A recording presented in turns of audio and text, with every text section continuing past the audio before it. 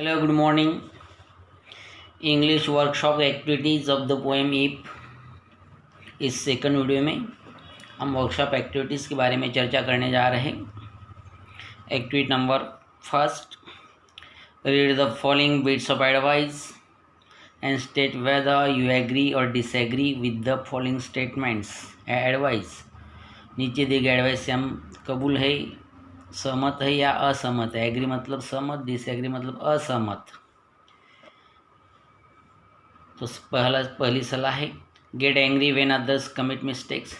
दूसरे गलती करेंगे तब हमें गुस्सा करना चाहिए, नहीं डिसएग्री। तो इधर टिक करना है disagree. Second, keep friendship with all classes of people.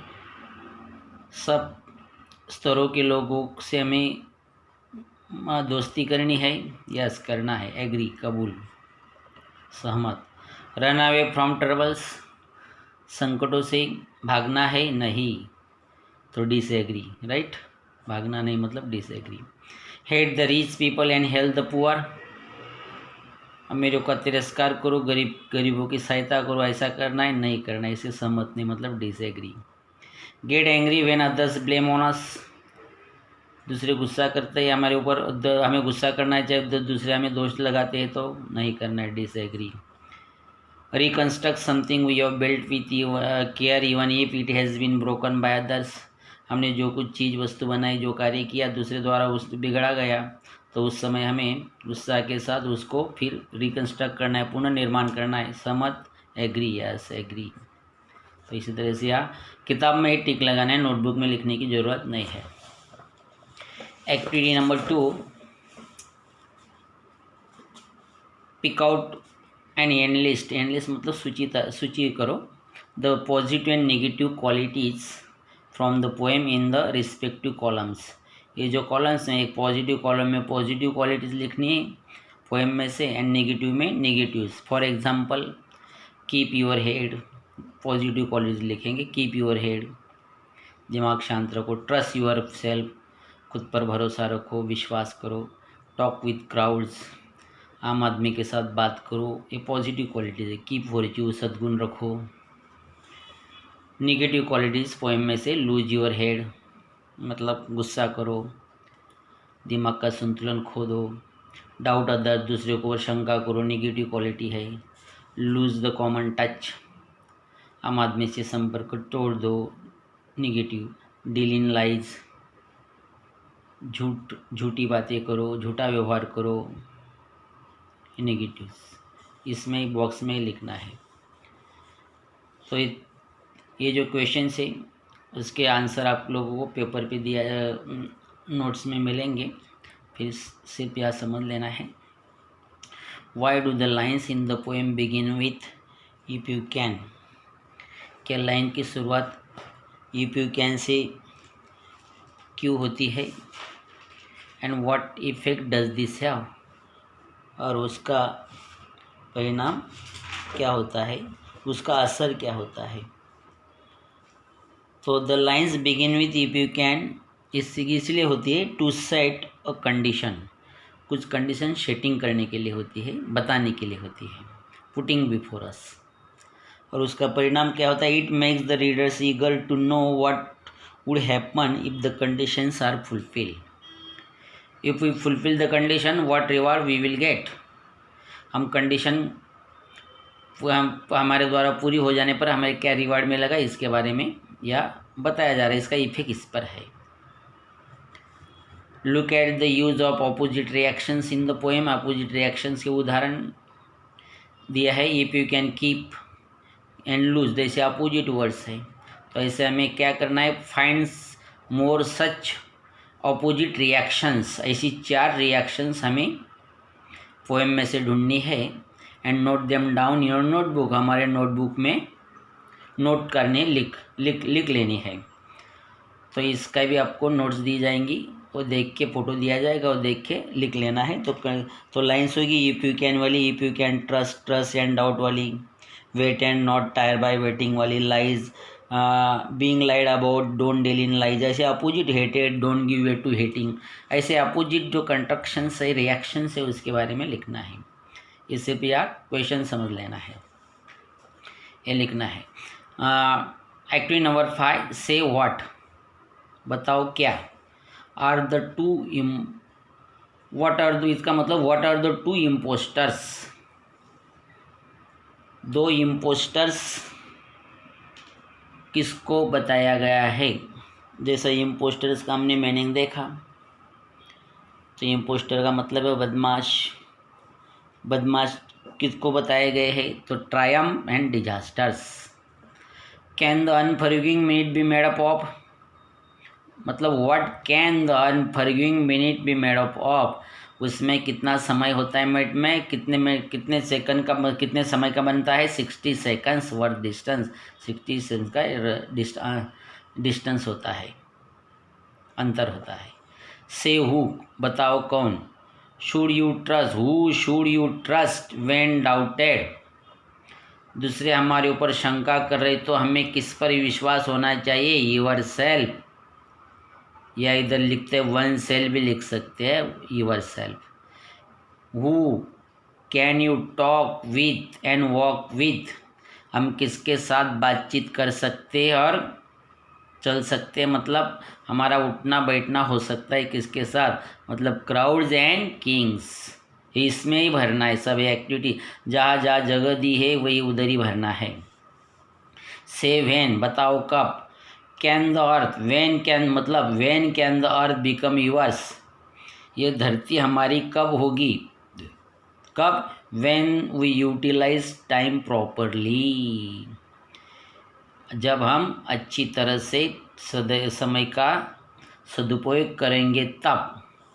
When should you start rebuilding with old tools, when they are broken, जब वे टूट जाएंगे तब।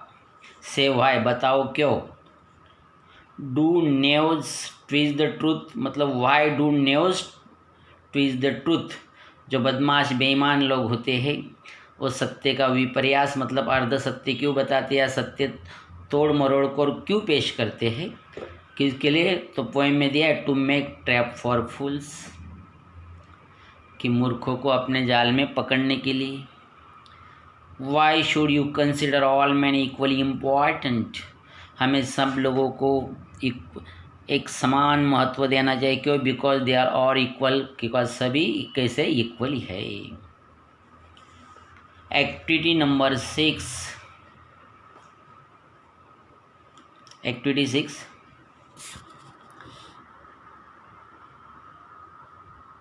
what should be our attitude towards people of different strata और classes, समाज के विभिन्न स्तरों और वर्गों के प्रति हमारी भावनाएं क्या होनी चाहिए, हमारी वृत्ति क्या होनी चाहिए। तो हमारी वृत्ति ये होनी चाहिए, we should treat all people equal, we should give important to everyone, we should not discriminate them on the basis of caste, color and creed, विभिन्न स्तरों, वर्णों और जातियों के आधार पर हमें उनमें भेदभाव नहीं करना है, असमानता नहीं रखनी है। This should be our attitudes towards all people. What activity number 7, what according to Rudyard Kipling is the highest quality that makes a man true human being। Rudyard Kipling ये कवि के मतानुसार अच्छे इंसान बनने के लिए सबसे महत्वपूर्ण क्वालिटी कौन सी है, सबसे महत्वपूर्ण क्वालिटी कौन सी है। द हाईएस्ट क्वालिटी है according to Rudyard Kipling, proper use of time is the highest quality to make a true human being, so we should use every minute fruitfully। कि टाइम फैक्टर सबसे highest quality है true human being बनने के लिए, उनके मतानुसार है। Okay, activity number 8, ये सब एक्टिविटीज़ आपको लिखकर क्वेश्चन आंसर लिखकर मिलेंगे। 8 एक्टिविटी इसमें ही भरना है, समझ लेना और भर लेना है। Identify the figure of speech and use from those given in the bracket. ये simile, repetition, antithesis, personification, metaphor, alliteration, apostrophe, उनमें से कौन सी फिगर ऑफ स्पीच में ये लाइन्स आती है उसके बारे में लिखना है।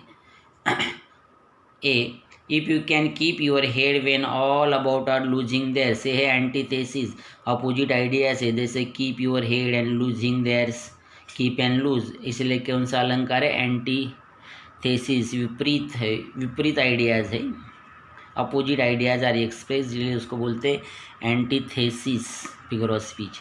If you can meet with the triumph and disaster and treat those two imposters just like the same, personification, triumph and disasters, ये जो qualities है इसको they are treated like human being, इसलिए अलंकार है चेतना गुणोक्ति अलंकार है। they are treated as human being, they have the qualities like human being, इसलिए personification अलंकार है।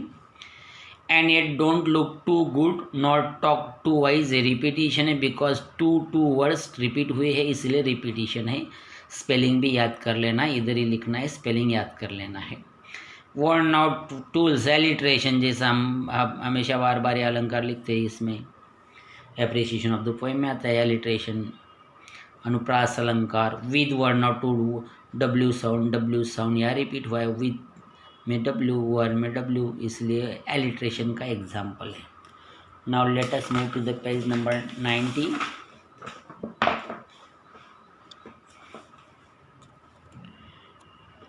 राइट ऐसे में हम ये पॉइंट्स कवर करेंगे, ऐसे राइटिंग वाला कंपोजिशन वाला। लैंग्वेज स्टडी सेक्शन देखेंगे, इफ क्लॉजेस और कंडीशनल क्लॉजेस। तो कंडीशनल क्लॉजेस के बारे में याद दिया है, वो इफ से स्टार्ट होते हैं, यदि अगर। इफ का मतलब हुआ जैसे कविता का हमारा टाइटल, यदि अगर।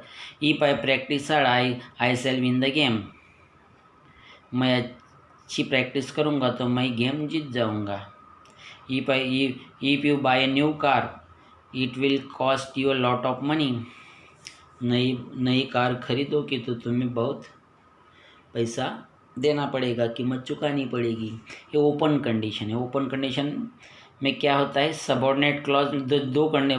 इफ जो सबऑर्डिनेट क्लॉज है वो प्रेजेंट में होता है और मेन क्लॉज फ्यूचर में होता है। Simple present, simple future, open condition है।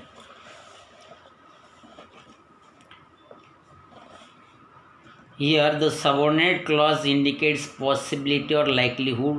The tense of a subordinate clause depends on the main clause.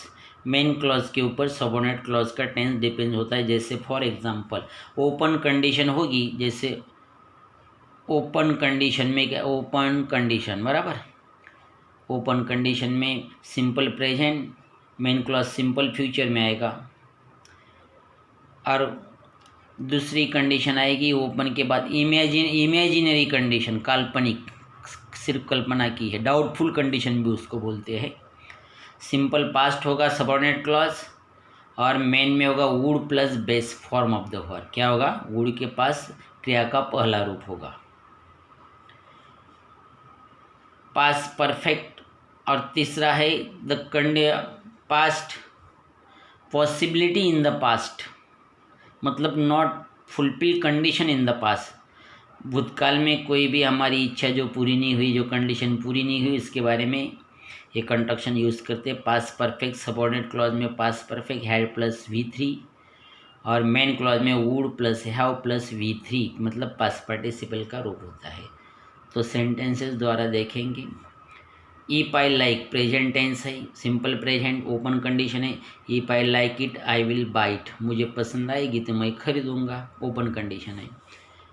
Present future, simple present, simple future, okay. If it rains I will not go out, बारिश आएगी तो मैं बाहर नहीं जाऊंगा, simple present, simple future. If you came on time you would catch the train, come का past tense हो गया, केम मतलब simple past tense subordinate clause में, कॉमा के बाद होगा मेन क्लॉज, वुड प्लस, जैसे हमने देखा वुड प्लस क्रिया का पहला रूप कैच, तो कंडीशन कौन सी, इमेजिनरी।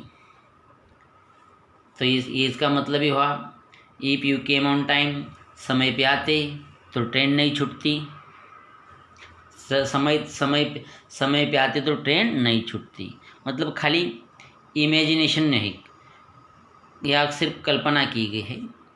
और डी में बताए if she had obeyed her parents, इसमें पास परफेक्ट टेंस से देखिए हैड प्लस V3 और इस मेन क्लॉज में would have plus V3, be का तीसरा रूप है बीन। तो इसका मतलब क्या हुआ, if she had obeyed her parents a past condition not fulfil, भूतकाल की कंडीशनें पूरी नहीं हुई, यदि ऐसा करती तो ऐसा नहीं होता था, ऐसा नहीं होने वाला था, इसके बारे में बताया जाता है। For example if she had obeyed her parents, उसने अपने माता पिता की आज्ञा मानी होती तो she would have been successful, तो उसको सफलता मिल पाती, मतलब मिली नहीं, उसने आज्ञा मानी नहीं, वो सक्सेसफुल हुई नहीं, वो यशस्वी नहीं हुई, सफल नहीं हुई, वो सफल नहीं हुई, ऐसा उसमें कंडीशन पास्ट कंडीशन है, मतलब कंडीशन पूरी नहीं हुई है। Activity number 2, pick out lines that contain the following figure of speech. Antithesis वाली लाइन, जैसा if neither foes nor loving friends and foes, antithesis ये लाइन उसमें लिखनी है। Antithesis opposite ideas are express, personification चेतना गुणोक्ति अलंकार, जैसे देखना you can meet the two triumph and disasters, they are treated as human beings. Repetition वाली लाइन देखिए हमने, टू वाली लाइन वही लाइन लिखनी है, रिपीट हुआ है। मेटाफर रूपक अलंकार है, and stoop them rib twisted by news to make trap, मतलब इनडायरेक्ट सिमिली का एग्जाम्पल रूपक अलंकार। इसी तरह से इसमें लिख लेना है, इस सेपरेट से लिखने की ज़रूरत नहीं है। नोट अपने कोर्स बुक में यह जगह दिया है वही भरना है। और इस वीडियो के अंत में हम देखेंगे चिट-चैट एक्टिविटीज़ के बारे में बातचीत करेंगे। चिट-चैट वाली एक्टिविटीज़, वार्मिंग अप, चिट-चैट, बातचीत गपशप वाली एक्टिविटीज़ में कुछ क्वेश्चन दिए हैं, क्वेश्चन के बारे में समझ लेंगे और पॉसिबल आंसर्स क्या हो सकते हैं उसके बारे में सोचेंगे। How do you react when your parents called you, जब तुम्हारे माता पिता तुम्हें डांटते हैं तो तुम्हारी रिएक्शन क्या होती है, तुम्हारी प्रतिक्रिया क्या होती है। तो इसमें पॉसिबल आंसर होते हैं व्हेन माय पेरेंट्स, यूर का हो जाएगा my, when my parents called me, you का हो जाएगा me, when my parents called me I remain calm, I don't get angry, I try to convince them, etc. How do you feel when someone insults you? जब तुम्हारा कोई अपमान करता है, insult करता है, तो तुम्हें कैसा लगता है। When someone insults me, I feel bad, I feel discouraged, या at that time I feel that I should convince them. It is not my fault. I try to tell them about my condition, etc. How would you react when you are cheated by your friends? How would you react when you are cheated by your friends? यदि तुम्हारे दोस्तों के द्वारा तुम्हारे फंसाया जाता है तो तुम्हारी प्रतिक्रिया क्या होगी। उस समय प्रतिक्रिया क्या होगी, फंसाया गया तो तुम्हारी प्रतिक्रिया को क्या होगी। ये तो आंसर दे सकते। When I am, you are का हो जाएगा I am, when I am cheated by my friends I would break friendship with them, मैं उनसे अपनी फ्रेंडशिप तोड़ डालूँगा। या I would try to tell them that it is not good to cheat friends या others, I will try them to tell. Okay, why is it wrong to make a difference among friends who belong to a different class, color, community? कि ये बात गलत क्यों है कि हमारे जो दोस्त है अलग अलग स्तरों के है, वर्णों के है, कम्युनिटी मतलब जातियों के है, तो उसमें भेदभाव करना, असमानता रखना गलत क्यों है। तो इसका आंसर ऐसा दे सकते हैं, all our friends are equal. We should not discriminate them on the basis of caste, color or community. It is not proper. All are human beings. They are just our friends. We should treat them just friends, and we should not discriminate them about their class, about their color, about their community. We should not make discriminations in between these things etc. ऐसा इसमें जवाब चर्चा कर सकते, जवाब दे सकते हैं। Activity next है action and response.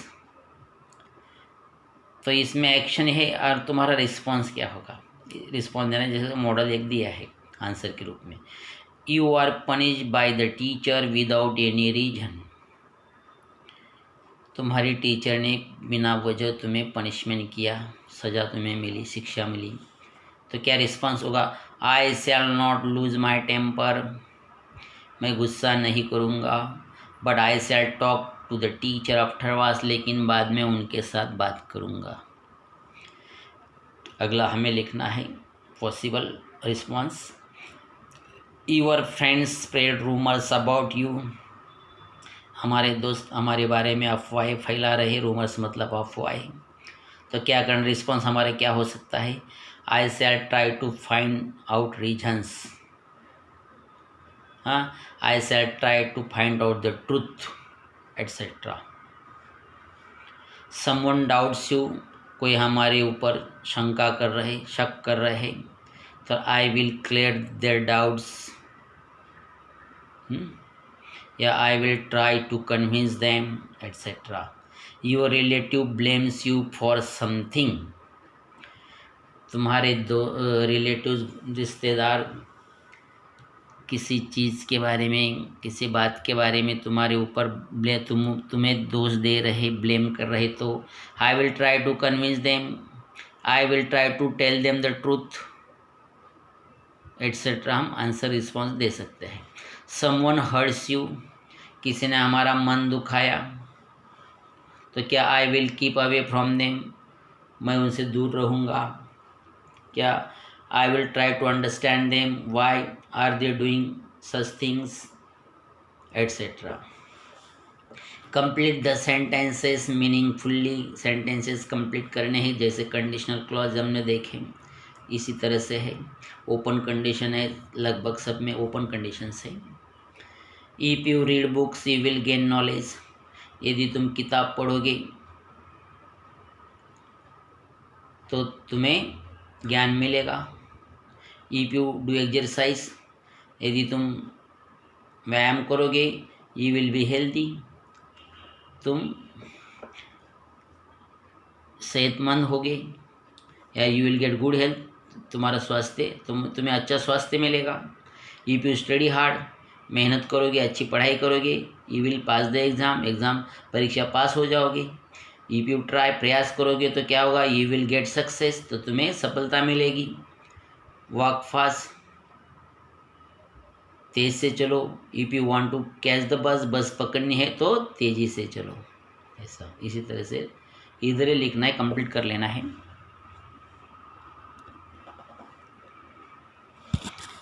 Activity number 3, classify the following into weaknesses and strengths. या कुछ पॉजिटिव पॉइंट्स दिए, कुछ नेगेटिव क्वालिटीज़ है और कुछ पॉजिटिव है। जो नेगेटिव तो वीकनेस है, कमजोरी। नेगेटिव पॉइंट्स मतलब कमजोरी, नेगेटिव क्वालिटी मतलब कमजोरियाँ। स्ट्रेंथ मतलब पॉजिटिव क्वालिटीज़। तो एक एक देखेंगे किस में आएंगे, उसके बारे में चर्चा करेंगे, मीनिंग समझ लेंगे। फियर मतलब डर किस में नेगेटिव पॉइंट है, तो वीकनेस में। Fear negative, weakness. कॉन्फिडेंस अच्छी बात है, स्ट्रेंथ्स में। क्लैरिटी स्पष्टता अच्छी बात है, स्ट्रेंथ्स में। कन्फ्यूजन असमंजस अच्छी बात नहीं है, वीकनेस में। वरी चिंता अच्छी बात नहीं है, वीकनेस में। करेज धैर्य अच्छा गुण है, स्ट्रेंथ में। कावर्डाइज कायरता अच्छी बात नहीं है, तो वीकनेस में। कंपैशन करुणा अच्छी बात है, स्ट्रेंथ्स में। ब्रेवरी शूरता शौर्य अच्छी बात है स्ट्रेंथ में। हेजिटेशन हिचकिचाहट अच्छी बात नहीं वीकनेस में। पंक्चुअलिटी समय सूचकता अच्छी बात है स्ट्रेंथ्स में आएगी। लेजीनेस आलस वीकनेस में। एंगर गुस्सा अच्छी बात नहीं है वीकनेस में। फेथ विश्वास अच्छी बात है स्ट्रेंथ्स में। पेशेंस संयम अच्छी बात स्ट्रेंथ्स में। एम्बिशन महत्वाकांक्षा स्ट्रेंथ्स में। जनरसिटी उदारता स्ट्रेंथ्स में। इम्पेशंस उतावलापन अच्छी बात नहीं है वीकनेस में।